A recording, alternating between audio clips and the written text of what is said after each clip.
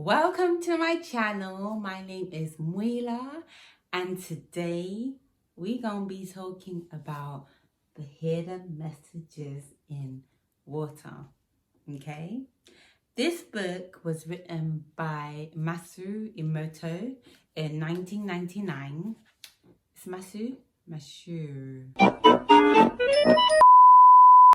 Alexa, how do you know who wrote Hidden Messages in Water?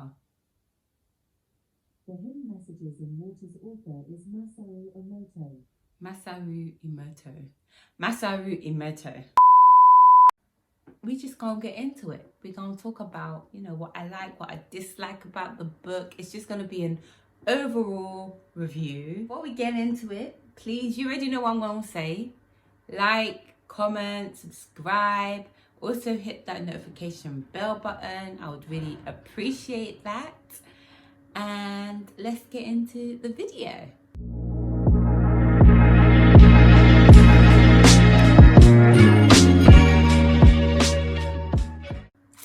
Okay, so this book right here,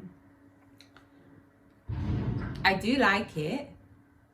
However, and this is a big however, it's not in my top 10, top 5. It's not I don't think it's even in my top 20.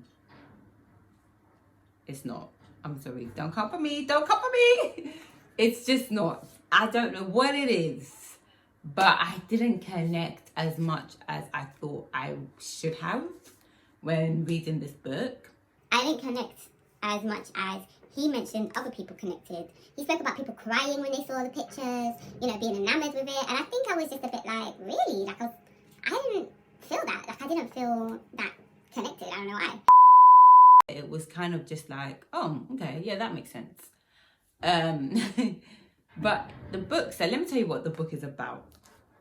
The book is basically what it says on the tin. It is about Masaru Emoto. He's doing experiments on water, which he does pretty much throughout his whole life. He starts to realize how water is affected by certain things. So his first experiment, when he noticed, was when he his assistant was like, oh, what do you think would happen if we play music to water? So what he does, let me take it back. What he does is he takes water, he freezes it to a certain level, and then looks at it under a microscope. And to understand the book, he talks about vibration. He talks about vibration at the very beginning of the book. And he basically says, look, we are vibrational beings, meaning we are vibration. When you look at us under a microscope, you will see molecules.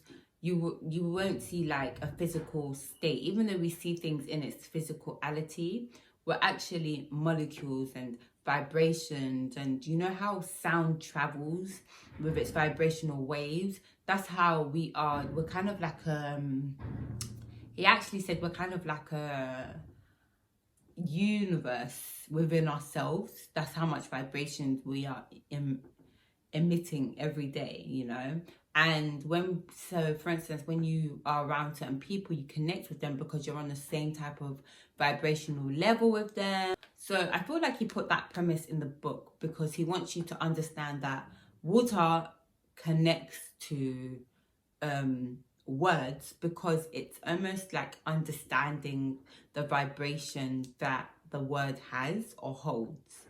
So with the music, in his first experiment, he found that when he played classical music, the water crystals would be these beautiful, almost like the crystal at the beginning of the book, these beautiful, shaped diamond-like crystals. When he played rock music, the crystals would disperse. So he was just like, that's interesting. And then he decided to further his, experiments and look at words.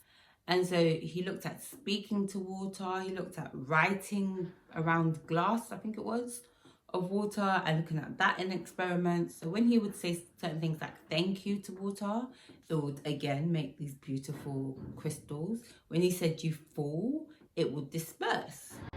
So he was kind of saying that there is almost like comparison here. There's an ongoing, you know, there's something here that's showing evidence that water is not just receiving what you're saying or understanding what you're saying, but it's also changing its state based on what you're saying. And he mentions in the book that we are actually born 90% water, and then we're living 70% water, and if we die till an old age, we most likely die at 50% water. And so he talks about the impact that, you know, words have on water, which is almost a mirroring of us. And he is using the water to kind of better understand how we are as beings, because we are majority water. And even as a universe, the universe is majority water, right? So in understanding what is majority us, we're kind of understanding who we are, how we react to certain things as well. And so when he started doing the experiments and seeing, you know, these reactions to water, he starts to think about the words and how much power is in language. And it made me think a lot about, you know, that self-talk. I think I've spoken about this before in previous videos, but you know how the impact of self-talk and even just how we are intentional around what we say to different people, what we say, what energy we're giving off, how we're working on our own personal energy, how we're working on our own personal state of being, our mind, what we're saying, and just how we're feeling as well. And it also did very much make me appreciate water on another level, on a different scale. And I've started to drink water with, in my mind, kind of just with a gratitude. I feel like it helps to better build, you know, it's not just the water that I'm taking in, but just myself. It helps myself to kind of it's almost like reminding me to intentionally think good thoughts, but just having an intentional time to have a space of gratitude whilst drinking water is really helpful, because you end up drinking water. You drink water a lot during the day, you know. And so if you're kind of having that gratitude moment whilst drinking the water, you kind of, your mindset also starts to change. It made me think about the journey of water, from, you know, the rainfall to it being on the earth, to you drinking it, to it being purified. Water has a whole journey that it goes on before we drink it.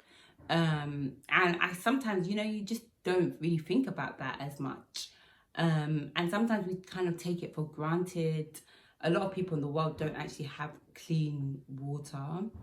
And he spoke a lot about, there's some things I disagreed with. I think it was Joan, a professor named Joan. She spoke about the purification of water, and almost like speaking to water is almost better than purifying water, which I disagree with. I feel like it's important for people to have, you know, filtered water at certain points. Obviously, I get the notion of, you know, speaking to water because it changes based on the experiments that were, you know, held in the book. But I definitely think that, you know, some water or certain fluids can be toxic and dangerous if it's not filtered, or if it's drank, you know, in a specific way. But also certain filtered water can also be dangerous.